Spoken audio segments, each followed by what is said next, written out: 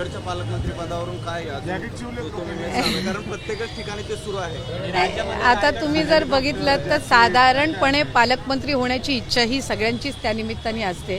त्यामुळे आम्ही असे काही जिल्हे आहेत जिथे एकपेक्षा जास्ती मंत्री त्या जिल्ह्यामध्ये आहेत। स्वाभाविकरित्या प्रत्येकाला वाटतं की आपण आपल्या जिल्ह्याचं पालकमंत्री व्हावं, ती भावना असण्यामध्ये काही गैर नाही किंवा चूक नाही।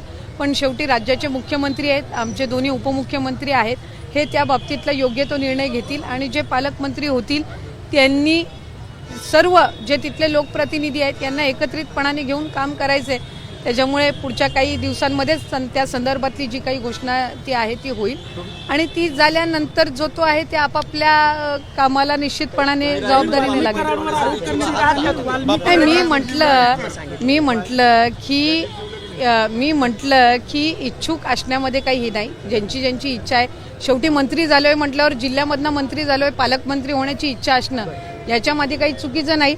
आमचे सहकारी आहेत भरत शेठ आहेत, त्यांची इच्छा असणं काही चुकीचं नाही आहे। तेही 4थ्या टर्मचे आमदार आहेत, आम्ही दोघंही मंत्री आहोत आणि रायगड जिल्हा पुढे कसा नेता येईल यासाठी आम्ही एकत्रितपणे काम करणार आहोत। थँक्यू।